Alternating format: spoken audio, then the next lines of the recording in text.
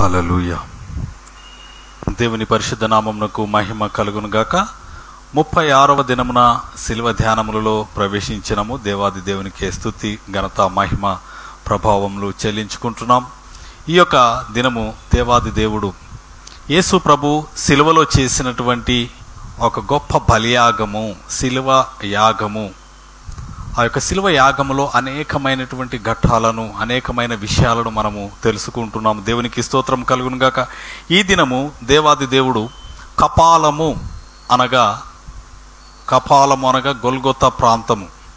అది ఒక కపాలం అనేటువంటి ఒక పుర్రె లాంటి ఆకారం కలిగినటువంటి ఒక కొండ, అది గొల్గొతా కొండ. హల్లెలూయా, దేవునికి మహిమ కలుగును గాక.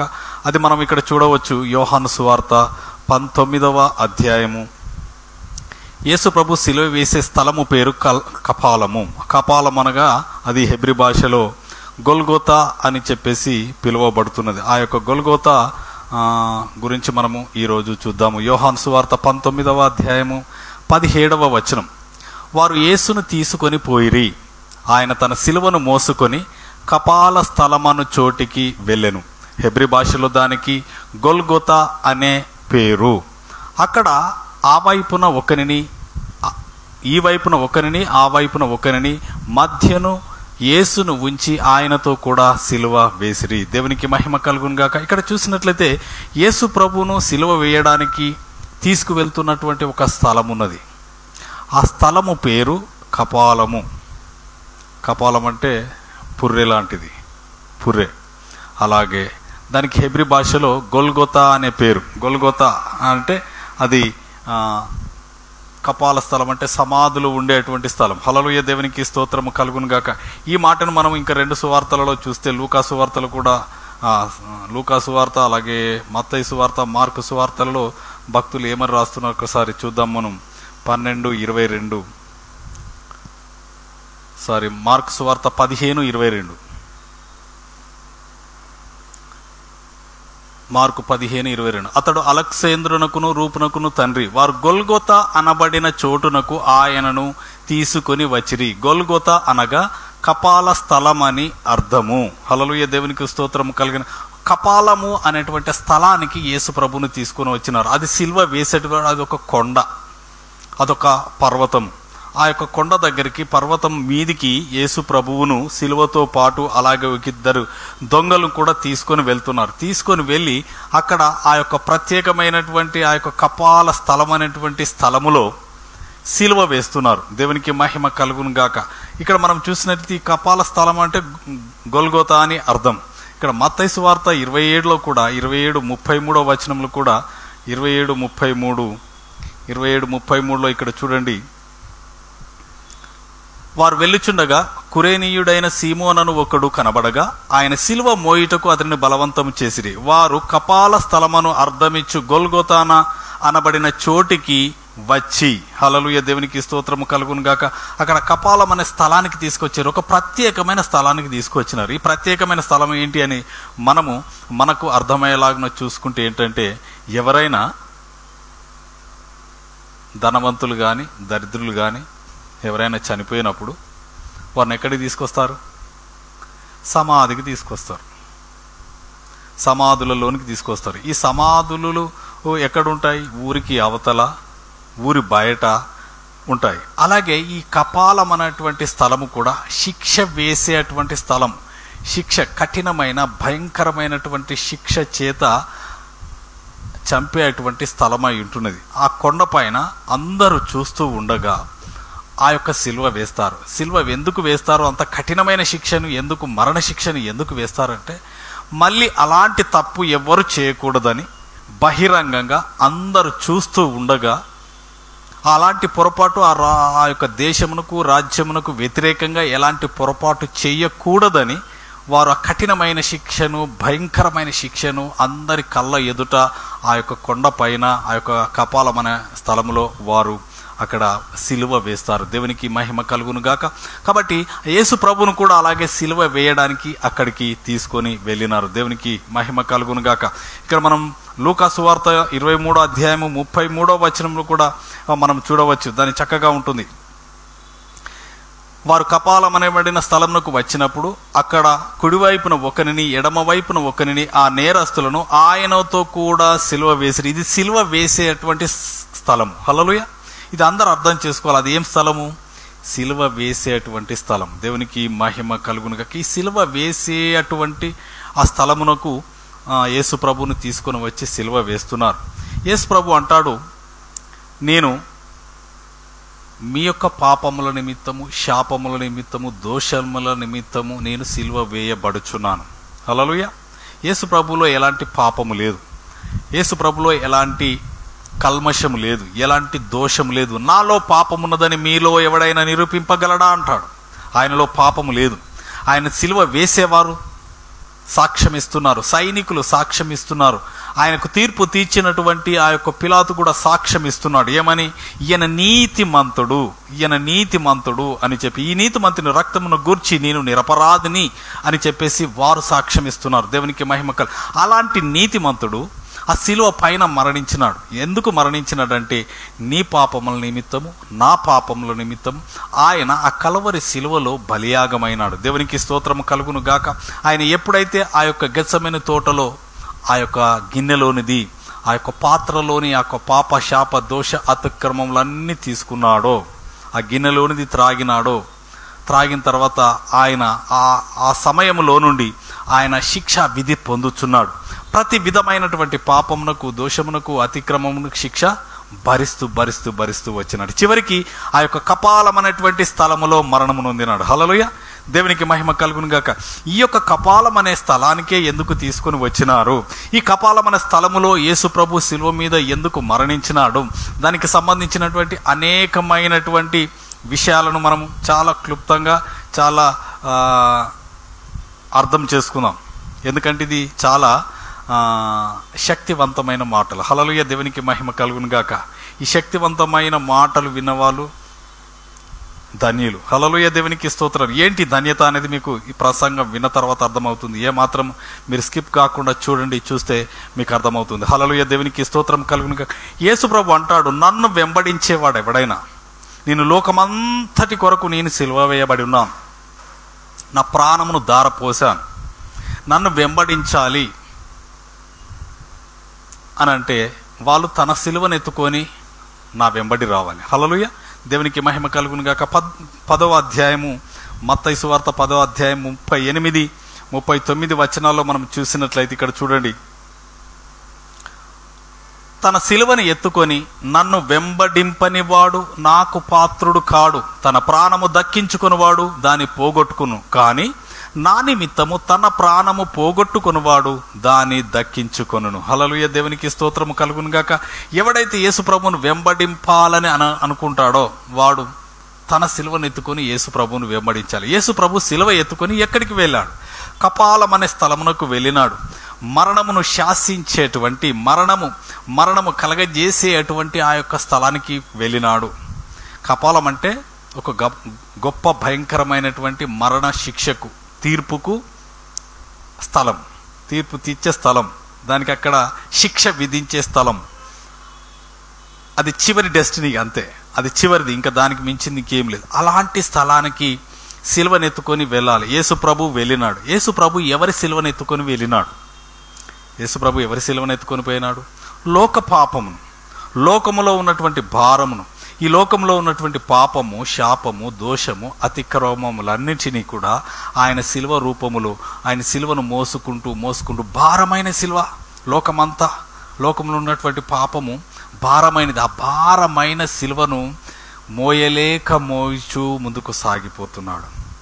కింద పడుచు, ప్రక్కకు ద్రొల్లిపోచు, నీరసించిపోతూ కూడా పాప భారాన్ని, శాప భారం అనే శిలువను మోసుకుంటూ ఆ కపాల స్థలము అనే స్థానికి తీసుకెళ్తున్నాడు. కపాల స్థలం అంటే మన భాషలో అయితే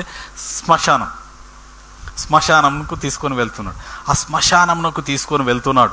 ఆ కపాలం అనే స్థలంకు తీసుకొని వెళ్తున్నాడు. దేనిని?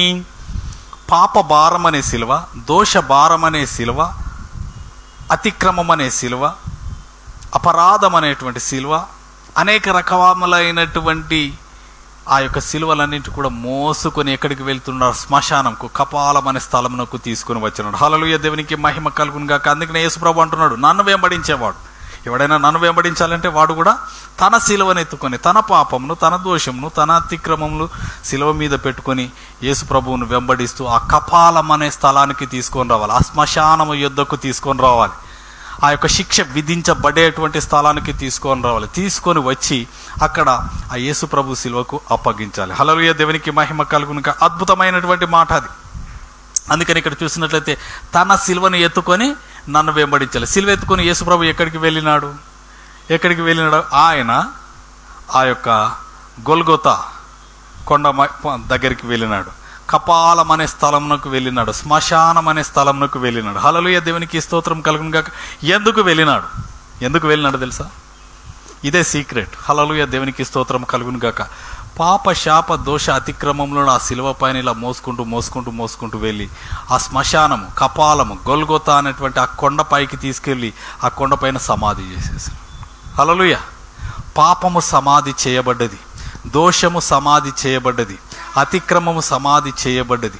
ఆ అతిక్రమము, పాప శాప దోష అతిక్రమలన్నీ ఆ కొండ మీద ఏం చేసినాడు? ఆ శ్మశానంలో ఏం చేసినాడు? సమాధి చేసినాడు. హల్లెలూయా, దేవునికి స్తోత్రం అది సమాధి చేయబడ్డది కాబట్టి నువ్వు ఏమాత్రం కూడా భయపడని అవసరం లేదు. హల్లెలూయా, దేవునికి స్తోత్రం కలుగును గాక. అందుకని ఆ కపాలం అనే స్థలానికి, శ్మశానం అనే ఆ స్థలానికి తీసుకొని వచ్చి ఆ కల్వరి శిలువ పైన ఆ కపాలం అనేటువంటి ఆ స్థలం మీద శిలువ వేసి దానిని సమాధి చేసినాడు. హల్లెలూయా, దేవునికి మహిమ కలుగును గాక. అందుకే అంటున్నాడు, ఎవడైనా నన్ను వెంబడించాలంటే ఇంకా వేరే ఆప్షన్ లేదు. ఏం ఆప్షన్ ఉన్నది? ఒకటే ఆప్షన్. ఏంటది? తన సిలువనెత్తుకొని మనం ఏం చేయాలి? ఆ కొండ పైకి వెళ్ళాలి, ఆ శ్మశానం దగ్గరికి తీసుకెళ్ళాలి, ఆ కపాలం అనే స్థలంలోకి తీసుకొని వెళ్ళి మన పాపములను, మన శాపములను, మన దోషములు ఏం చేయాలి? ఆ కపాలం అనే స్థలములో, ఆ సమాధిలో, ఆ శ్మశానంలో ఏం చేయాలి? పాతి పెట్టాలి. హల్లెలూయా, దేవునికి స్తోత్రం కలుగును గాక. అక్కడ ఫ్రీ అయిపోతాడు. అక్కడ మన పాప శాప దోష అతిక్రమములన్నీ కూడా తొలగింపబడతాయి. వాటిని సమాధి చేస్తున్నాం, మనం సమాధి చెయ్యాలి అని చెప్పేసి ప్రభు సెలవిస్తున్నాడు. అందుకనే అంటున్నాడు ఇక్కడ, ప్రయాసపడి భారము మోయిచున్న సమస్త జనులారా. అనేక మంది అనేకమైనటువంటి ప్రయాసములను మోస్తున్నారు, భారమును మోస్తున్నారు. ఎలా మోస్తున్నారు? ప్రయాసముతో. అంటే బరువును మోయడానికి కష్టపడాలి. ఆ కష్టపడే క్రమంలో ప్రయాసపడుతున్నారు. నెల ప్రయాసపడాలి, నెల ప్రయాసపడి కష్టము చేయాలి. భారము మోస్తున్నారు. కుటుంబ భారమని, జీవిత భారమని, లోక భారమని, ఈ భారమని, ఆ భారం, అనేకమైనటువంటి భారములను మోస్తున్నారు. హల్లెలూయా, దేవునికి మహిమ కలుగును గాక. అందుకని యేసు ప్రభు మన భారములను మోయడానికి వచ్చినాడు. అందుకని ఏమంటున్నాడు? ప్రయాసపడి భారము మోయిచున్న సమస్త జనులారా నా యొద్దకు రండి. మీరు నా దగ్గరికి రండి, నా దగ్గరికి వచ్చి మీ భారం అంతా నా మీద వేయండి అని చెప్పేసి అంటున్నాడు. ఇక్కడ మత్తయి సువార్త 11:28 చూసినట్లయితే ఇక్కడ చూడండి, 11:28, ప్రయాసపడి భారము మోయికొనుచున్న సమస్త జనులారా నా యొద్దకు రండి, నేను మీకు విశ్రాంతి కలగజేస్తును. విశ్రాంతి ఎలా కలుగుతుంది? భారము మోయిచున్న వానికి విశ్రాంతి ఎలా కలుగుతుంది? ఇప్పుడు నేను ఒక 100 కిలోల బరువు మోస్తున్నాను అనుకోండి. బరువు మోసి సోలిపోయిగా క్రూలిపోతాను అనుకున్నప్పుడు ఒకడు వచ్చి టక్కుమని ఆ భారంను తీసుకున్నాడు అనుకోండి. నా భారం అంతా తొలగిపోతుందా? తొలగిపోయి నేను నెమ్మదిగా హాయిగా ఆ భారం అంతా తొలగిపోయింది అని నిమ్మలంగా ఉంటాను. అలాగే ఈ లోకమంతా కూడా ప్రయాసముతో భారములను మోస్తున్నారు. వారు మోయలేకపోతున్నారు. వారందరినీ చెప్తున్నాడు, మీరు నా దగ్గరకు రండి, నేను మీకు విశ్రాంతి ఇస్తాను, మీ భారంనంతా నేను మోస్తాను అని చెప్పేసి ఆయన దగ్గరికి రమ్మంటున్నారు. ఎంతమంది వస్తున్నారు? ఎవరు రావడం లేదు. మా భారంను మేమే మోస్తాం, మన భారం మనం మోయలేము. అందుకే భారము మోసేవాడు కావాలి. మనం ధ్యానించినాం కదా, మధ్యవర్తి కావాలి. హల్లెలూయా, మధ్యలో మనకు ఒక మీడియేటర్ కావాలి. మన భారము మోసేవాడు, మన పాపం మోసేవాడు, శాపం మోసేవాడు ఒకడు కావాలి. ఆ మధ్యవర్తిగా యేసు ప్రభు మన దగ్గరకు వచ్చేసి మన ప్రయాసములను, భారములను ఆయన మోస్తానని చెప్పేసి అంటున్నాడు. అందుకే నా కల్వరి సిలువ దగ్గరికి ఏం మోసుకొని పోతున్నాడు? సిలువ అంటే అదొక పాపం, శాపం. సిలువ ఎందుకు వేస్తారు? ఈ విషయం మీకు క్లుప్తంగా చెప్తాను. సిలువ ఎందుకు వేస్తారు? మరణ శిక్ష ఎందుకు వేస్తారు? ఇప్పుడు ఉరి తాడడం చూసి భయపడడం కాదు. గవర్నమెంట్ వాళ్ళు అధికారపూర్వకంగా ఏం చేస్తారు, ఎవడన్నా అతి భయంకరమైన పాపం చేసి మర్డర్ చేయడం అట్లాంటివి చేసినప్పుడు వారికి ఉరి వేస్తారు. ఆ ఉరి కొయ్యకు వాటికి భయపడతా ఉంటారు. హల్లెలూయా. అలాగే ఈ సిలువ అనేది ఎవడైతే భయంకరమైన పాపము చేస్తాడో, లేకపోతే ప్రజలను చంపుతారో, ప్రజలకు వ్యతిరేకంగా ప్రవర్తిస్తారో, అలాంటి దుర్మార్గుని, అలాంటి వాణ్ణి ఈ సిలువ వేసి చంపాలి. సిలువ వేసి చంపడానికి ఆ యొక్క సిలువను వాడతారు. ఆ సిలువ అనేది ఇట్స్ ఏ కర్స్డ్ ఆబ్జెక్ట్, అంటే శాపగ్రస్తమైనది ఆ సిలువ. అంటే దాని మీద చంపాలి. అర్థమవుతుందమ్మా? సిలువ అంటే ఏంటిది? ఆ సిలువ పైన ఒక వ్యక్తిని మరణ శిక్షకు, భయంకరమైన శిక్ష వేసి అతన్ని అక్కడ చంపాలనేది ఆ యొక్క సిలువ యొక్క అర్థం. సిలువ అంటేనే అసలు శాపం, సిలువ అంటేనే శాపం, సిలువ అంటేనే మరణం, సిలువ అంటేనే దోషం, సిలువ అంటేనే అది. హల్లెలూయా, దేవునికి మహిమ కలుగును గాక. అయితే ఈ యొక్క సిలువ మరణము ప్రపంచంలో అత్యంత భయంకరమైనది. ఈ యొక్క సిలువ మరణం నుండి, సిలువలో కలిగే మరణం నుండి తప్పించడానికే యేసు ప్రభు ఆ భారాన్ని మోసినాడు. హల్లెలూయా, దేవునికి మహిమ కలుగును గాక. చాలామందిని చూసినా నేను, కొంతమంది సిలువేస్తున్నారు, ప్రార్థన చేసి ఇట్లా యేసు నామంలో ప్రార్థిస్తున్నాం అని చెప్పి సిలువేస్తున్నారు. సిలువ అంటే ఏంటిది? శాపగ్రస్తమైంది. సిలువ అంటే ఏంటిది? మృతికి కారణమైంది, మరణానికి కారణం చేసేటువంటిది ఆ సిలువ. హల్లెలూయా, దేవునికి మహిమ కలుగును. ఆ సిలువను వేస్తున్నారు, సిలువను వేసి చేయబెట్టి ఇట్లా అంటున్నారు. అంటే వారికి ఇండైరెక్ట్గా శాపాన్ని ఇంజెక్ట్ చేస్తున్నారు వాళ్ళు. హల్లెలూయా, దేవునికి స్తోత్రం. ఆ యొక్క సిలువ భయంకరమైనటువంటి మరణం నుండి యేసు ప్రభు ఆ సిలువ మీద మరణించి మనల్ని తప్పించినాడు. ఆ సిలువ మరణం మన మీద ప్రభుత్వం చేయకూడదు. హల్లెలూయా, దేవునికి మహిమ కలుగును. అంత భయంకరమైన, కఠినమైన, తీక్షణమైన ఆ యొక్క తీర్పును, మరణాన్ని కొట్టివేసినాడు యేసు ప్రభు. ఆయన మరణమై మనల్ని తప్పించినాడు. అందుకని ఈ మరణం తప్పించుకోవాలంటే మీరు కూడా మీ సిలువ ఎత్తుకొని రండి. సిలువ ఎత్తుకొని వచ్చి నా సిలువ దగ్గరకు వచ్చి నాకు అప్పగించండి, మీ భారంను అప్పగించండి. హల్లెలూయా, అప్పగించినప్పుడు మీరు ఫ్రీ అయిపోతారు. లేదంటే మనమే మోసుకుంటూ ఆ యొక్క భారంతోనే మనము నశించిపోతాం. అయితే యేసు ప్రభు మన సిలువను మనం ఎత్తుకొని రమ్మంటున్నాం. మన సిలువ ఎలా ఉంటుంది చూడండి. ఇక్కడే మత్తయి సువార్త 11:28-29. ప్రయాసపడి భారము మోయికొనుచున్న సమస్త జనులారా, నా యొద్దకు రండి, నేను మీకు విశ్రాంతి కలగజేతును. నేను సాత్వికుడను, దీన మనస్సు గలవాడను గనుక మీ మీద నా కాడి ఎత్తుకొని నా యొద్ద నేర్చుకొనుడి. మీ మీద నా కాడి. ఎవరి కాడి?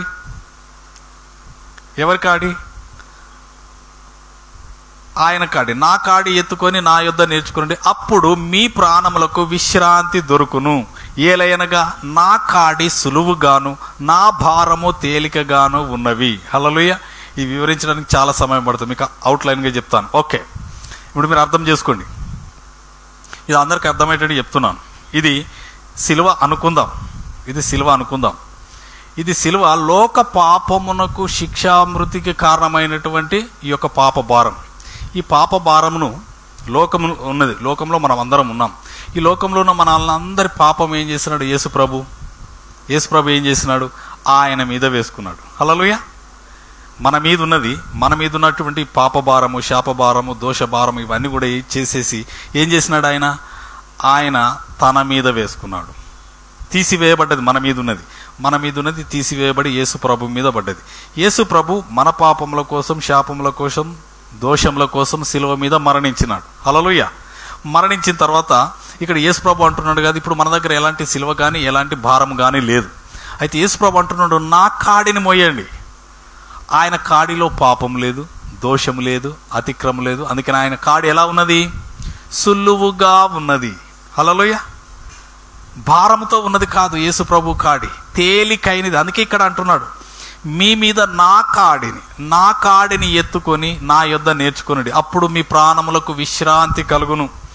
నా కాడి సులువుగాను నా భారము తేలికగాను ఉన్నది. హల్లెలూయా, దేవునికి మహిమ కలుగును గాక.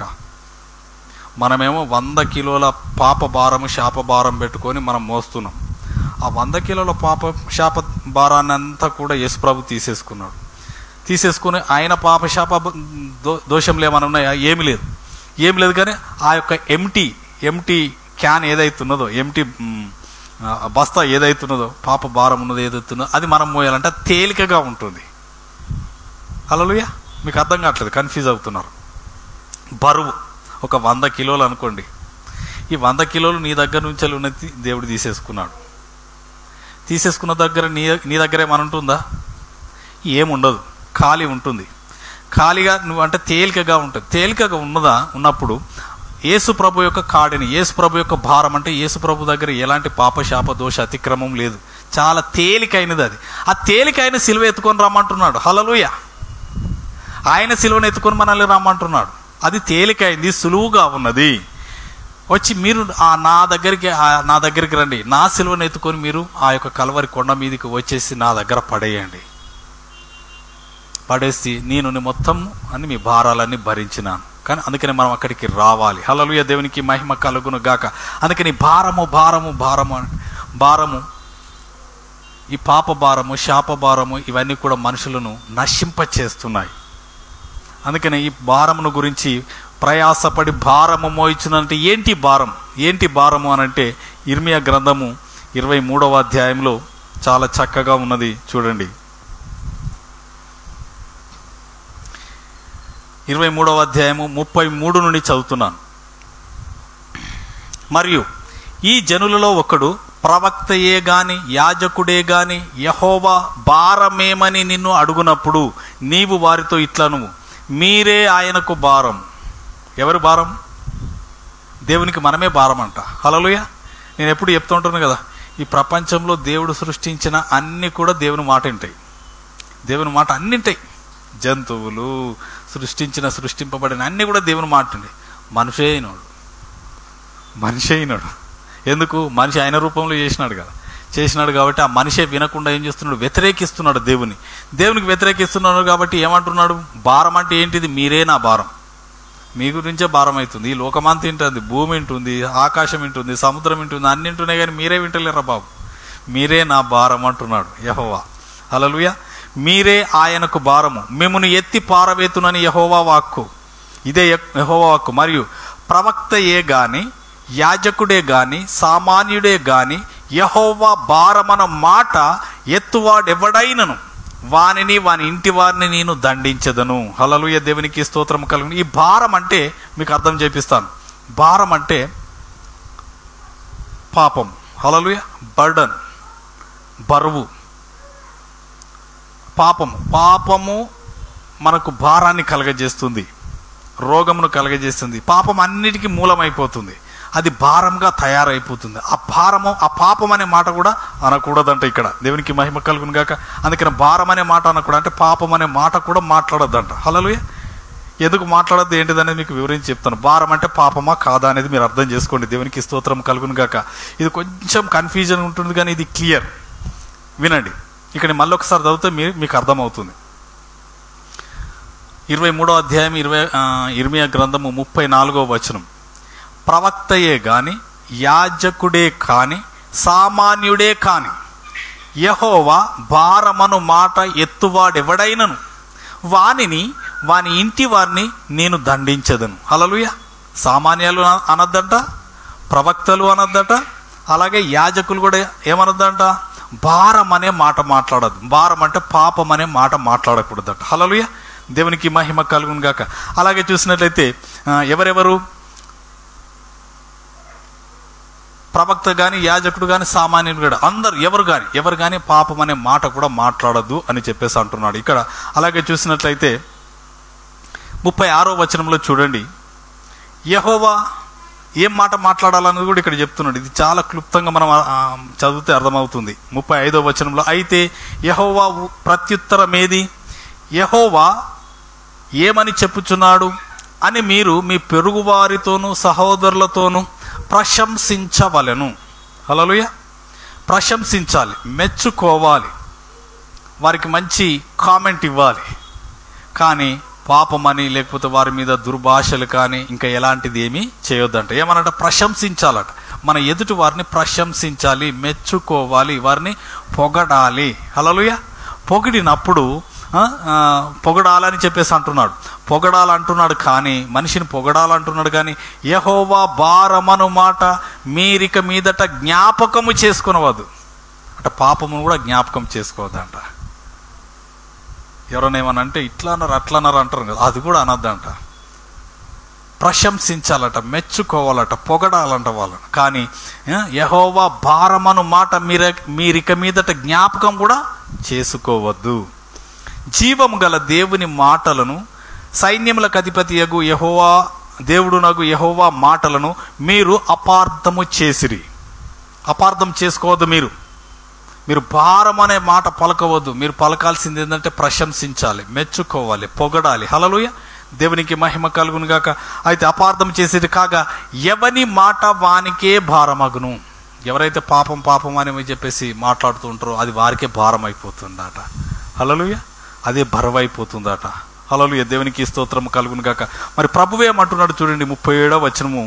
యెహోవా నీకేమని ప్రత్యుత్తరం ఇచ్చుచున్నాడనియు, యెహోవా ఏమి చెప్పుచున్నాడనియు మీరు ప్రవక్తను అడగవలెను. కానీ యెహోవా భారమను మాట మీరెత్తిన ఎడల, పాపమను మాట ఎత్తిన ఎడల, అందును గురించి యెహోవా ఇలాగ సెలవిచ్చున్నాడు, మీరు యెహోవా భారమను మాట ఎత్తవద్దని నేను మీకు ఆజ్ఞ ఇచ్చినను, మీరు యెహోవా భారమను మాట ఎత్తుచునే ఉన్నారు.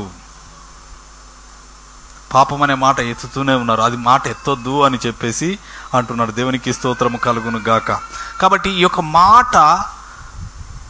మాటను బట్టి మనకు తీర్పు తీరుస్తాడు. అంటే ఆ మాట కూడా, పాపం అనే మాట, భారం అనే మాట కూడా మాట్లాడొద్దు అని చెప్పేసి దేవుడు అంటాడు. ఎందుకంటాడంటే ఇక్కడ కీర్తన గ్రంథంలో దావీదు భక్తుడు 1వ అధ్యాయంలో చాలా చక్కగా చెప్తాడు. ఏంటిదంటే 1వ అధ్యాయము కీర్తన గ్రంథము 1వ వచనం నుంచి, దుష్టుల ఆలోచన చొప్పున నడవక, పాపుల మార్గమున నిలవక, అపహాసకులు కూర్చుండు చోటున కూర్చుండక, యెహోవా ధర్మశాస్త్రం నందు ఆనందించుచు దివారాత్రము దాన్ని ధ్యానించువాడు ధన్యుడు. హల్లెలూయా. దుష్టుల ఆలోచనలలో మనం కూర్చోవద్దంట, నడవద్దంట, పాపుల మార్గంలో నిలవద్దంట, అపహాసకులు కూర్చుండే. కొంతమంది అన్ని వెకిలి మాటలు మాట్లాడుతుంటారు, అంత నాన్ వెజ్ డైలాగులు మాట్లాడుతుంటారు, ఏదో డబల్ మీనింగ్ డైలాగులు, అన్ని వెకిలి చేష్టలు, వెకిలి మాటలు, ముందొక మాట వెనుకో మాట, ఇలాంటివన్నీ చికాకు మాట్లాడుతుంటారు. అలాంటి వాళ్ళతో మనం సహవాసం కలిగి ఉండద్దు. వాళ్ళ దగ్గర వాళ్ళతో నడవద్దంట, వాళ్ళ మధ్యన నిలవద్దంట, వాళ్ళ మధ్యలో కూర్చోవద్దంట. కూర్చోకుండా మనం ఏం చేయాలంటే యెహోవా ధర్మశాస్త్రమందు ఆనందించుచు దివారాత్రము దానిని ధ్యానించాలి. దేవుని యొక్క మాటలను ధ్యానించాలి. హల్లెలూయా, దేవునికి మహిమ కలుగును. నీవు దేవుని మాటలను ధ్యానించినప్పుడు నువ్వు ఫలభరితమవుతావు, నువ్వు దీవింపబడతావు. హల్లెలూయా, దేవునికి మహిమ. ఈ యొక్క వాక్యము నీ సర్వ శరీరానికి ఆరోగ్యం ఇస్తుంది. హల్లెలూయా, నీ శరీరానికి ఆరోగ్యం ఇచ్చేది ఏంటిది? వాక్యమే. ఈ వాక్యాన్ని నువ్వు ధ్యానించాలి, అంతే తప్ప ఇక ఈ దుష్టుల ఆలోచనలు, పాపుల మార్గము, అపహాసకులు, ఇవన్నీ కూడా మనము ఎంటర్టైన్ చేయకూడదు. వారి దగ్గర కూర్చోకూడదు, నడవకూడదు, నిలవకూడదని ప్రభు యొక్క మాట సెలవిస్తుంది. అది భారంగా తయారవుతుంది. ఈ మాటను పట్టుకొని నేను ఇప్పుడు కాదు, పాస్టర్ కాకముందే నేను ఈ మాటల గురించి రీసెర్చ్ చేసినాను. ఏంది ప్రభా, నువ్వు ఇలాగను యెహోవా మాట ఎవడు ఎత్తకూడదు అన్నాడు కదా అని చెప్పేసి ఆలోచించి బైబిల్ అంతా వెతికినాను. క్రొత్త నిబంధనలు యేసు ప్రభు కూడా ఎక్కడా అనలేదు, పాపం అనే మాట యేసు ప్రభు ఎక్కడా ఎత్తలేదు. ఒక్క దగ్గర ఎత్తినాడు. ఎక్కడ?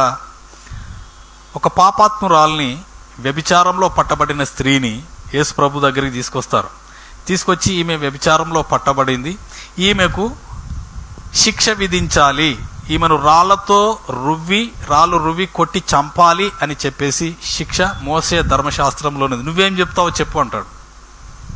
నువ్వేం చెప్తావు ఈమెకు, ఈ తీర్పును గురించి నువ్వేం చెప్తావు అని చెప్పి ఆయన దగ్గర తీసుకొచ్చినప్పుడు ఆయన ఎవ్వరికి సమాధానం చెప్పాడు. ఆయన భూమి మీద ఇలా రాస్తూ ఉంటాడు వ్రేలుతో. ఏమి రాసినాడు అని కూడా ఎవరికి తెలియదు. అది ఇప్పుడు చెప్పే సమయం కాదు, అది నాకు తెలుసు. నేను కూడా అడిగినాడు, యేసు ప్రభు ఏం రాసినాడు భూమి మీద, అది బైబిల్లో రాయబడలేదు. కానీ నేను ప్రభువుని అడిగినాను, ఏం రాసినాడు ప్రభు అను నాకు చెప్పాలంటే దేవుడు నాకు చెప్పినాడు. దేవునికి మహిమ కలుగును, నేను తర్వాత చెప్తాను. కానీ అయితే రాసిన తర్వాత అక్కడ గుమ్ముగూడి రాళ్ళు రువ్వి చంపుదామని వచ్చిన వాళ్ళందరూ, చిన్నలు మొదలుకొని పెద్దల వరకు కూడా అక్కడ రాళ్ళు వదిలిపెట్టి వెళ్ళిపోయినారు.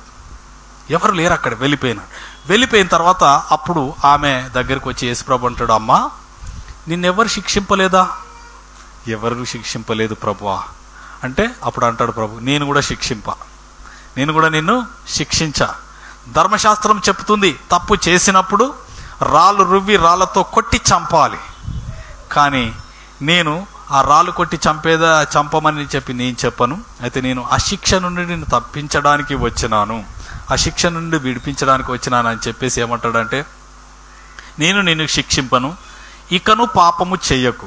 హల్లెలూయా. ఇకను పాపము చెయ్యకు అనే ఒక్కసారి మాత్రం ఆ మాట అన్నట్టుగా నేను చూసినాను. హల్లెలూయా. దేవునికి మహిమ కలుగును గాక.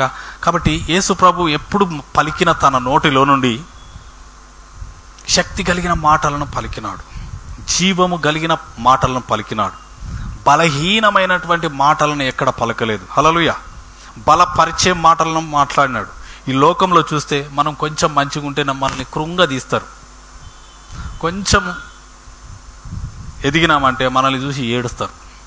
ఎలాగైనా మనల్ని ముళ్ళు పెట్టి గుచ్చాలి, మేకులతో కొట్టాలన్నట్టుగా అనేకమైనటువంటి పొరపాట్లను వెతుకుతూ ఉంటారు. కానీ యేసు ప్రభు ఏ పొరపాట్లు వెతకడం లేదు. ఎందుకనంటే ఆ పాప భారంలో పట్టబడినటువంటి ఆ స్త్రీని తప్పించినాడు, మనల్ని కూడా తప్పిస్తాడు. తప్పించడానికి ఆయన వచ్చినాడు. మన పాప భారం అంతా ఆయన మోసినాడు. అందుకనే ప్రయాసపడి భారము మోసి, ఏ భారం మోస్తున్నారు? పాప భారం మోస్తున్నారు. ఇక్కడ పాప భారమును అసలు ఏమాత్రము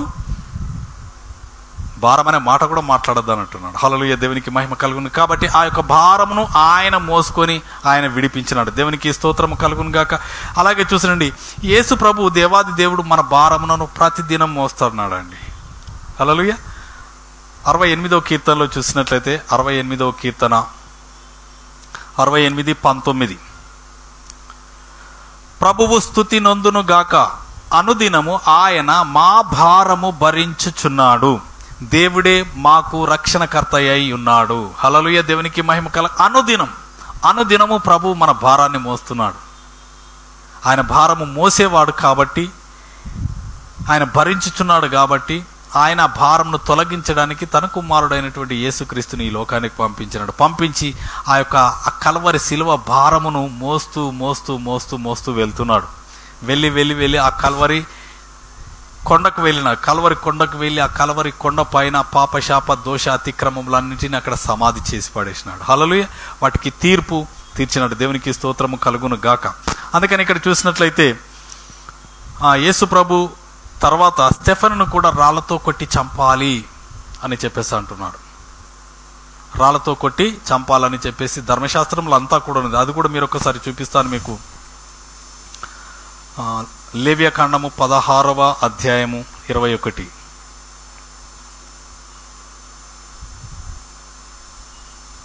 అప్పుడు అహరోను సజీవమైన ఆ మేక తల మీద తన 2 చేతులుంచి ఇశ్రాయేలు పాపములనియు, అనగా వారి దోషములన్నీయు వారి అతిక్రమములన్నీయు దాని మీద ఒప్పుకొని ఆ మేక తల మీద వాటిని మోపి తగిన మనుషుని చేత అరణ్యంలోనికి దానిని పంపవలెను. ఆ యొక్క దాని మీద వదిలిపెట్టాలి. ఆ మేక తల మీద చేతులుంచాలి. చేతులుంచినప్పుడు ఆ వ్యక్తి, ఆ కుటుంబం యొక్క పాపములన్నీ ఆ యొక్క గొర్రె పిల్ల మీదకి ట్రాన్స్ఫర్ అయ్యి అతడు విడుదల పొందుతాడు. హల్లెలూయా. విడుదల పొందిన తర్వాత అలా విడుదల పొందకుండా ఉన్న వారికి ఏమవుతుంది చూడండి. 24వ అధ్యాయం, అక్కడే లేవ్యకాండం 24వ అధ్యాయం 14వ వచనం. అప్పుడు యెహోవా మోషేకు ఇలాగు సెలవిచ్చెను, శపించిన వానిని పాలెము వెలుపలికి తీసుకొని రమ్ము. ఎవరైనా శాప వచనాలు పలుకుతారు కదా, ఎవరైనా శాప వచనాలు పలికిన వారిని వెలుపలికి తీసుకొని రమ్ము. వాని శాప వచనమును వినిన వారందరూ,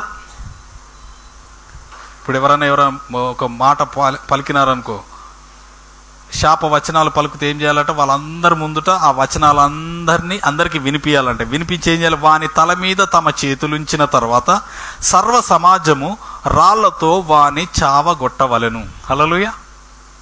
ఈ భారముతో, పాపభారము శాపభారంతో ఉన్న వారిని రాళ్లతో కొట్టి చంపాలని చెప్పి ధర్మశాస్త్రం చాలా స్పష్టంగా తెలియపరచబడ్డది. దేవునికి స్తోత్రం కలుగును గాక. మనమందరము కూడా మన పాత జీవితములో అందరము పాపము, శాపము, దోషము, అతిక్రమము చేసిన వాళ్ళమే. మనము యేసు ప్రభువును విశ్వసించిన తర్వాత మన పాప భారం అంతా యేసు ప్రభు తీసుకున్నాడు. మనల్ని ఆ శిక్ష నుండి వదిలిపెట్టినాడు. ఆ రాళ్లతో రువి కొట్టి చంపాలనే శిక్ష నుండి మనల్ని తప్పించినాడు. హల్లెలూయా. దేవునికి మహిమ కలుగును గాక. అయితే ఆ యొక్క భారమును ఆయన మోసినాడు. ఆయన మోసి మనల్ని స్వతంత్రులుగా చేసినట్టుగా మనము చూడవచ్చు. దేవునికి స్తోత్రం కలుగును గాక. ఈ యొక్క సాయంకాల సమయంలో యేసు ప్రభు ఆ యొక్క కపాలం అనే స్థలానికి తీసుకుని వచ్చినాడు సిలువను.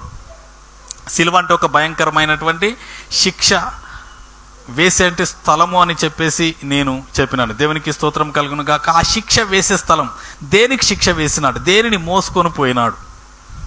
ఇప్పుడు మనం ఒక్కొక్కటి ధ్యానించుదాం. దేవునికి స్తోత్రం కలుగును గాక. ఆ యేసు ప్రభు మన పాపము అనేటువంటి ఆ యొక్క సిలువను మోసుకొని వెళ్ళినాడు. హల్లెలూయా. మన పాపం అనే సిలువను మోసుకొని, ఆయన పాపం లేదు, ఆయనలో దోషం లేదు ఆయనకు, కానీ మన పాపం అనే సిలువను మోసుకొని పోయినాడు. పోయి ఆ సిలువ పైన ఆ యొక్క పాపమునకు శిక్ష విధించినాడు. హల్లెలూయా. దేవునికి మహిమ కలుగును గాక. నేను మీకు ఒక్కొక్కటి చెప్తాను, మీకు అర్థమవుతుంది. ఆయన ఎలాంటి దోషం లేదు, ఆయన నీతిమంతుడు, నిర్దోషి, నిష్కల్మషుడు, ఆయన పవిత్రుడు, పరిశుద్ధుడు ఆయన. కానీ ఆయన మన కొరకు పాపంగా మారినాడు. మారి మన పాపం అనే ఆ సిలువను మోసుకొని ఆ యొక్క కపాలం అనే స్థలములకు, గొల్గొతా అనే స్థలమునకు, కలవరి సిలువ అనే ఆ స్థలమునకు తీసుకుని వెళ్ళి ఆ కొండ పైన దానికి శిక్ష విధిస్తున్నాడు. దేవునికి స్తోత్రం కలుగును గాక. పాపమును మోసుకొని పోయి అక్కడ దానికి శిక్ష విధించినాడు. అలాగే రెండవది, మన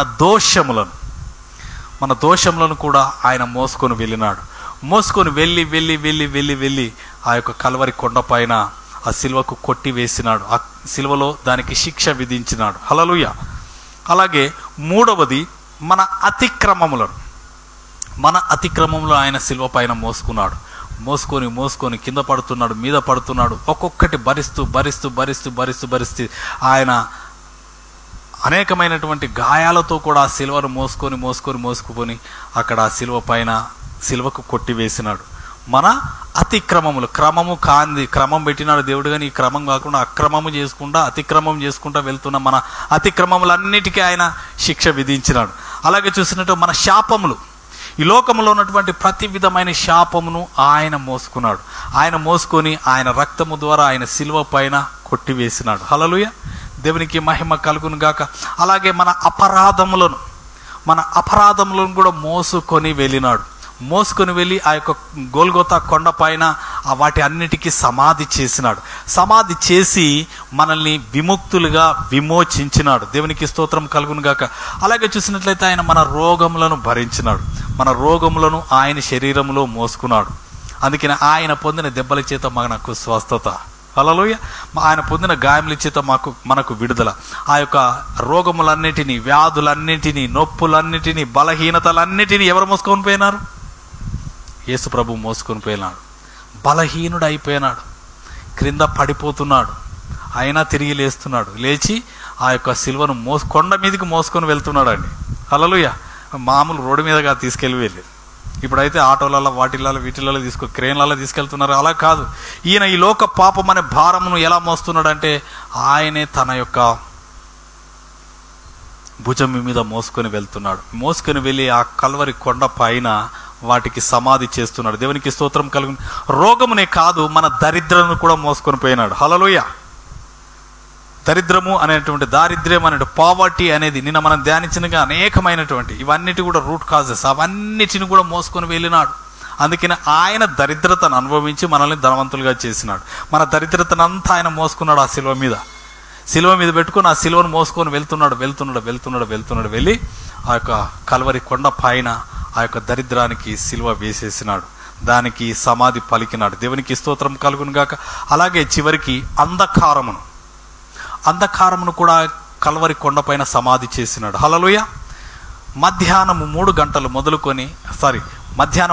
గంటలు మొదలుకొని 3 గంటల వరకు ఆ ప్రాంతమంతా, దేశమంతా కటిక చీకటి కమ్మింది. ఆ కటిక చీకటిలో యేసు ప్రభు శరీరంలో ఉన్నటువంటి సమస్తమునకు పాప, శాప, దోష, అతిక్రమములన్నిటికీ శిక్ష విధింపబడ్డది. శిక్ష విధింపబడిన తర్వాత అప్పుడు గొప్ప వెలుగు వచ్చేసింది. అన్ని శిక్ష అంతా అయిపోయిన తర్వాత ఆ గాఢాంధకారము మటుమాయం అయిపోయింది. గొప్ప వెలుగు కలిగింది. అంధకారం ఈ రోజులలో మనుషులందరినీ కూడా అంధకారము కబలించి వేసి వారిని ఏం చేస్తున్నారో కూడా వాళ్ళకి తెలియదు. ఏం చేస్తున్నారో, ఏం మాట్లాడుతున్నారో, ఏం ప్రవర్తిస్తున్నారో కూడా తెలియదు. అంతటి అంధకారంలో ఉన్నారు వాళ్ళు. వాళ్ళు అనుకుంటారు మేము మంచిగా చేస్తున్నాం అనుకుంటారు, కానీ కాదు, వాళ్ళకి తెలియదు వారు అంధకారంలో ఉన్నవారని. అంధకారంలో ఉన్న వాళ్ళు ఏం చేస్తున్నారో వాళ్ళకే తెలియదు. తెలిసిన వాళ్ళకు తెలుస్తుంది వాడు ఏం చేస్తున్నారు ఏంటిదని. పిచ్చివాడు పిచ్చివాడిలాగా చేస్తున్నారు అని చెప్పేసి అంటారు. అలాంటి అంధకారానికి కూడా సమాధి చేసినాడు ఆ కల్వరి కొండ పైన. హల్లెలూయా, దేవునికి మహిమ కలుగును గాక. అలాగే చివరికి మరణమును మన మీద ప్రభుత్వము చేస్తున్నటువంటి మరణమును కూడా ఆ యొక్క కల్వరి కొండ పైన, ఆ కల్వరి శిలువ పైన, ఆ యొక్క గొల్గొతా కొండ పైన మరణానికి శిక్ష విధించినాడు, మరణమును కొట్టివేసినాడు. హల్లెలూయా, మరణ బలము కలిగిన వాడిని ఆ మరణముతోనే నశింప చేయడానికి ఆయన మరణమును అనుభవించి ఆ మరణమును అక్కడ సమాధి చేసినాడు. హల్లెలూయా, దేవునికి మహిమ కలుగును గాక. కపాలం అనే స్థలము అది పుర్రెల ఆకారంలో ఉంటుంది. ఇవన్నిటిని కూడా అక్కడికి మోసుకొని పోయినాడు. పుర్రెని చూస్తే అంతా భయపడతా ఉంటారు కదా. ఇప్పుడు ఎలక్ట్రిసిటీ ట్రాన్స్ఫార్మర్స్ ఉంటాయి కదా, అక్కడ పెడతారు ఒక చిన్న రెడ్ కలర్లో చిన్న బోర్డు పెడతారు, దీన్ని ముట్టుకుంటే మీరు ఇలాగ తయారైపోతారు, మీలాగ చచ్చిపోతారు అని చెప్పి పుర్రె పెడతారు, ఇలాగ పుర్రె పెడతారు, దానికి 2 ఎముకలు పెడతారు, ఇలాగ మారిపోతారని. అంటే అది భయంకరమైనటువంటి శిక్షకు అది కారణమవుతుంది. దాన్ని ముట్టకూడదు, అక్కడికి వెళ్ళకూడదు అని చెప్పేసి అంటాడు. అలాంటి ప్రపంచాన్ని శాసించుచున్నటువంటి ఆ కపాల స్థలమైనటువంటి గొల్గొతా అనబడిన కల్వరి కొండపైకి ఇవన్నిటినీ యేసు ప్రభు తీసుకొని వెళ్ళినాడు. మన యొక్క రోగము, మన యొక్క దరిద్రత, మరణము, అంధకారం ఏది మన మీద పని చేయకుండా మొత్తం సమాధి చేసినాడు. అందుకనే మీరు ఎప్పుడైనా ప్రార్థన చేసినప్పుడు మీరు జ్ఞాపకం చేసుకోవాలి. ఏం జ్ఞాపకం చేసుకోవాలి? యేసు ప్రభు ఎక్కడ మన మీద ప్రభుత్వం చేస్తున్న పాపం కానీ శాపం కానీ, ఎవరైనా పాపంలో కనబడ్డారనుకోండి, నువ్వు పాపం చేసినావు ఇట్లా అట్లా అని కాదు. ప్రార్థన చేసేటప్పుడు ఒక్కటే, యేసు ప్రభు రక్తంలో క్షమించాలి. ఫస్ట్ మనం క్షమించి ప్రభు వారిని క్షమించు అని చెప్పేసి యేసు నామంలో ఆ సహోదరులో ఉన్నటువంటి పాపము యొక్క డొమినియన్ అంటే అధికారాన్ని కల్వరి సిలువలో యేసు ప్రభు కొట్టి వేసినాడు. There is no dominion over that person, you are punished. నువ్వు శిక్ష పొందినావు సిలువలో, కాబట్టి నీకు అధికారం లేదు అని చెప్పేసి అది ఓడిపోయిన స్థలాన్ని మనం చూపించి దాన్ని కొట్టిపడేసి వాళ్ళని విడుదల చేసినప్పుడు వారు ఇమ్మీడియట్గా విడుదలవుతారు. హల్లెలూయా, దేవునికి మహిమ కలుగును గాక. కాబట్టి ఆ లీగల్ రైట్ అంటారు దాన్ని. లీగల్ రైట్ అంటే దానికి అధికారము తీసుకుంటుంది, అధికారం తీసుకుని అధికారం ద్వారా ఏలుతుంటుంది. ఆ అధికారము దాని అధికారం కోల్పోయినవని నువ్వు ఓడిపోయినావు. ఎక్కడ ఓడిపోయినావు? కల్వరి సిలువ దగ్గర ఓడిపోయినావు. నీకేం పవర్ లేదు, నువ్వు ఓడిపోయినావు కల్వరి సిలువలో. మేము ఆ కల్వరి సిలువ ద్వారా మేము విమోచింపబడ్డాము, నీకు ఎలాంటి అధికారం లేదని దాన్ని గుర్తు చేస్తే అది నోరు మూసుకొని సైలెంట్గా వెళ్ళిపోతుంది. హల్లెలూయా. చాలా మట్టుకు నేను అంధకారం అని చెప్పినాను కదా, క్రిస్టియన్స్లో they don't know the legal rights. Yesu ప్రభు ఏమి చేసి మనల్ని ఆ యొక్క జడ్జిమెంట్ నుండి మనల్ని కాపాడినాడు, శిక్ష విధి నుండి మనల్ని కాపాడినాడని మనకు అర్థం చేసుకోలేకపోతున్నాం. అలాగే మనం అనేకమైనటువంటి బాధలు ఇవన్నీ కూడా భరించవలసి వస్తుంది. దేవునికి స్తోత్రం కలుగు. యేసు ప్రభు అక్కడ ఆ కపాల మన స్థలములో వీటన్నిటికీ సమాధి చేసినాడు. హల్లెలూయా. ఓకే, మీరు చూడండి, మీరు ఇంటర్నెట్లో ఈ కపాల మన స్థలము, గొల్గొతా అని, కల్వరి కొండ అని చెప్పి మీరు ఇంటర్నెట్లో కొడితే మీకు కనబడుతుంది. అది పుర్రెలాగానే ఉంటుంది. ఇవాళ నేను అది పెట్టినాను, అది కూడా మీరు చూడవచ్చు. ఆ పుర్రెలాగా ఉన్న దాని మీద ఈ కల్వరి శిలువ కొండ పైన ఉంది కదా, ఇలా ఉందనుకోండి. ఈ కొండ పైన సిలువ వేసినారు. పైన సిలువ వేసినారంటే ఈ మరణము, సమాధి, వీటన్నిటికీ ఈ యొక్క శ్మశానమునకు అధికారం ఉన్నటువంటిది ఏంటిది? అందరినీ పాతిపెట్టడం. ఈ పాతిపెట్టే స్థలాన్ని యేసు ప్రభు సిలువ ద్వారా దాన్ని పాతిపెట్టినాడు. హల్లెలూయా. అర్థమవుతుందా? నాకు ఇది అర్థమైందంటే చాలా సంతోషమైంది. అమ్మా దేవా, ఎంత పని చేసినావు.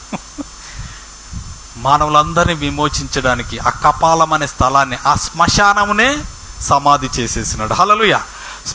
సమాధి ఎందుకు చేసినాడంటే మనకు మరణము లేదు, మనం శారీరకంగా పాతి పెట్టబడతాం, కానీ మనకు జీవము, నిత్య జీవం ఉన్నది. మనం తిరిగి లేస్తాము. కాబట్టి ఆ సమాధి కానీ, శ్మశానం కానీ, కల్వరి కొండ కానీ, గొల్గొతా కానీ, కపాలం అనే స్థలం కానీ మనల్ని ఏమీ చెయ్యదు. హల్లెలూయా, దేవునికి స్తోత్రం కలుగును గాక. ఈ రోజులలో నేను చూసిన హైదరాబాద్ చాలా దగ్గర వాళ్ళు కూడా అంటారు శ్మశానాలు ఇప్పుడు హైదరాబాద్లో ఎక్కడ గలి కనబడుతున్నాయి శ్మశానాల వాటికలు. ఎట్లానే తీసుకుపోయినా ఆ రకంగా తీసుకుపోతుంది. దాని దారి గుండా కూడా పోవద్దు. ఎందుకు భయపడుతున్నారు? ఒక శవ శరీరం ఊరేగింపుగా వస్తుందంటే కథం బండ్లన్నీ డైవర్షన్ అయిపోతాయి, ఇటు పోతాయి అటు పోతాయి. అబ్బో దానికి ఎదురుగా పోవద్దు. భయము, మరణ భయము మనుషులను ఏలుతున్నది. కానీ యేసు ప్రభు ఆ మరణ భయాన్నే కొట్టివేసినాడు. ఆ మరణం ఒక తలను చితకదొక్కినాడు. హల్లెలూయా. కపాలం అనేటువంటి ఆ కపాలాన్నే చితకదొక్కినాడు. ఇప్పుడు ఆ తలపైన ఏం చేసినారండి? యేసు ప్రభు సిలువను నిలబెట్టినారా? ప్రభు సిలువను నిలబెట్టినారు కదా. సిలువ నిలబెట్టినప్పుడు దాన్ని లోపలికి తవ్వినారా? ఆ తలలోనికి వెళ్ళిందా? తలలోనికి వెళ్ళి ఇప్పుడు మన తల మీద మేఘ కొడితే తెలుస్తుంది మనకి ఏమవుతుంది అని. మటాచి అయిపోతాం మనం, నిర్వీర్యం అయిపోతుంది. అన్నిటి యొక్క బలము ఆ యొక్క శ్మశానం అనబడిన ఆ కపాల స్థలం అనే స్థలంలో ఉంటుంది. ప్రతి ఒక్కరు భయపడేది మరణమునకే, సమాధికే. సమాధి అనగానే భయపడిపోతారు. కొంతమంది భక్తుల గురించి విన్నాను, నేను చూశాను కూడా. పాత భక్తులు కూడా ఉన్నారు, ఇప్పుడు కొంతమంది వారి వారి సమాధులు ఇప్పుడే వారు తొలిపించుకొని పెట్టుకొని వాళ్ళు గెట్ రెడీ అవుతున్నారు. హల్లెలూయా. పెట్టుకొని వాళ్ళు సమాధి కార్యక్రమానికి ఏదైనా అయితే నన్ను ఇక్కడే పెట్టాలి, ఇట్లా అదే అని చెప్పేసి వాళ్ళు సిద్ధం చేసుకుంటున్నారు. కానీ ఇప్పుడు లోకంలో ఉన్న వాళ్ళని చూస్తే సమాధి మరణం అంటే గడగడ గడగడగడ వణికిపోతున్నారు, గడగడగడ వణికిపోతున్నారు. అయితే ఆ శ్మశానము, సమాధి, ఆ యొక్క కపాలము, గొల్గొతా అనే కొండనే ఛిద్రం చేసేసినాడు. గొప్ప ఛిద్రం చేసి దాని తలను చితకదొక్కినాడు. హల్లెలూయా. మరణం యొక్క తలను చితకదొక్కినాడు, సాతానును కాదు. హల్లెలూయా. సాతాను యొక్క బలమైనటువంటి ఆ సమాధిని, ఆ యొక్క శ్మశానమును, ఆ కపాలమును, ఆ గొల్గొతా కొండను చీల్చివేసినాడు. దేవునికి మహిమ కలుగును. కాబట్టి వాటికి ఎలాంటి అధికారము మన పైన లేదు. మనం యేసు ప్రభు బిడ్డలం. మనం యేసు రక్తము చేత కడగబడ్డాం. Hallelujah. That is our power. Hallelujah. దేవునికి స్తోత్రం. ఎవరికి ఎప్పుడు ఎక్కడ లేనటువంటి ధన్యత. అందుకని యెహోవా దేవుడుగా గల జనులు ధన్యులు. ఎందుకంటే మన మీద ఎలాంటి అధికారము అపవాదికి కానీ సాతానికి కానీ లేదు. దేవునికి మహిమ కలుగును గాక. కాబట్టి మనం ఏమాత్రం కూడా వీటన్నిటికీ దేనికి భయపడకూడదు. గుర్తు చేసుకోవాలి, మనలన్నిటి నుండి విడిపించినాడు. పాపం నుండి, శాపం నుండి, రోగము నుండి, దరిద్రత నుండి, మరణము నుండి, చీకటి నుండి మనల్ని విడిపించి మనల్ని దేవుడు ఇంకొక మాట, మంచి మాట ఏంటంటే మనల్ని లోకమునకు వెలుగుగా చేసినాడు.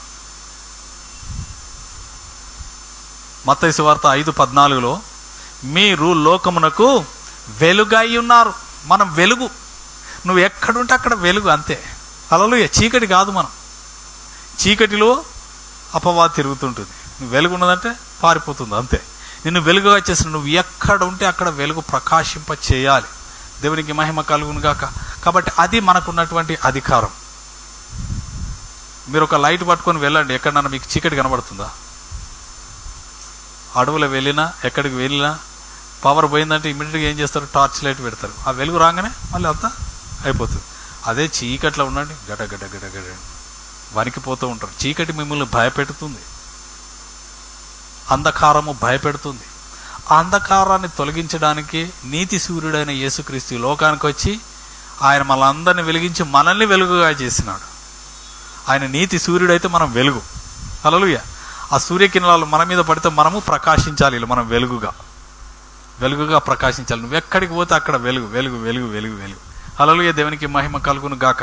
కాబట్టి మనం ఏమాత్రం భయపడకూడదు. ఆ యొక్క శ్మశానం అనబడినటువంటి ఆ కపాల స్థలమును చితకతొక్కినాడు యేసు ప్రభు శిలువ ద్వారా. ఆయన మరణము ద్వారా ఆ మరణానికి సమాధి చేసినాడు. మరణమును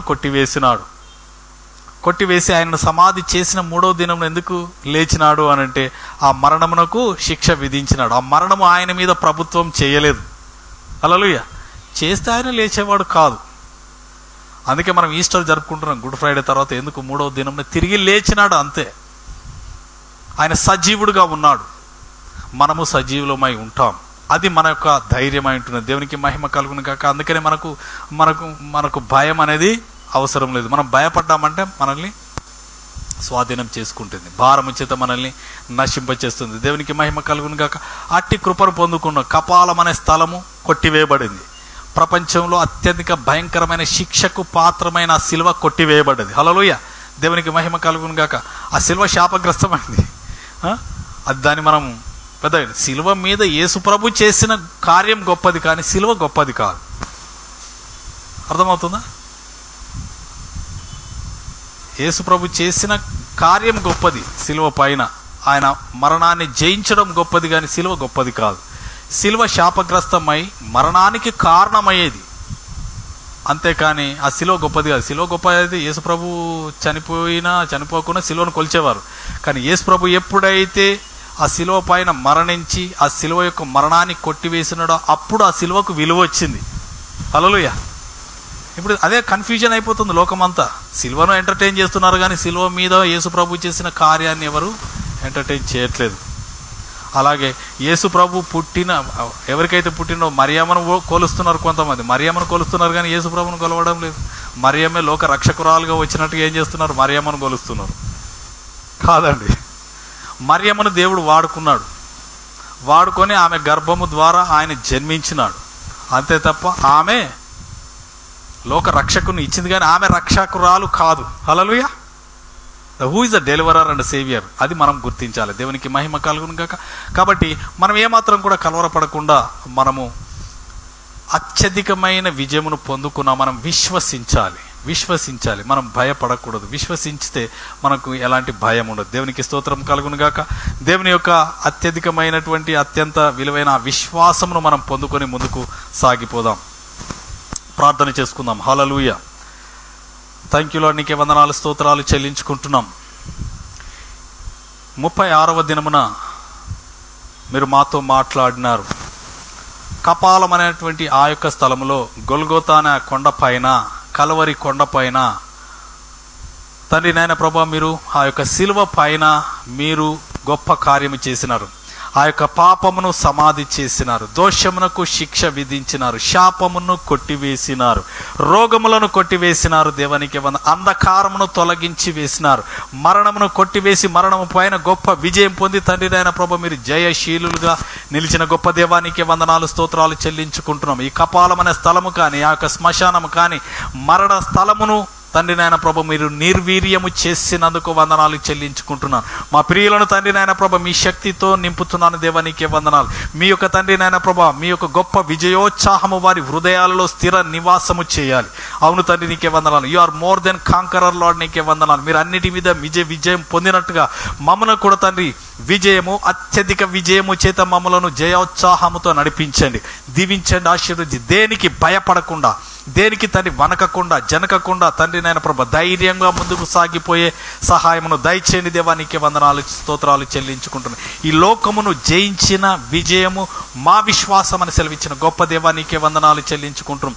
మా విశ్వాసములో మేము వృద్ధి పొందుటకు సహాయము దయచేయండి తండ్రి. నీకే వందనాలు స్తుతులు స్తోత్రాలు చెల్లించుకుంటూ దీవించి ఆశీర్వదించి మీరు మహిమ పొందుమని, ఘనత మహిమ ప్రభావములు మీకే చెల్లించుకుంటూ యేసు నామమున ప్రార్థిస్తున్నాము తండ్రి. Amen, amen, amen. God bless you. దేవుడు మిమ్మల్ని సమృద్ధిగా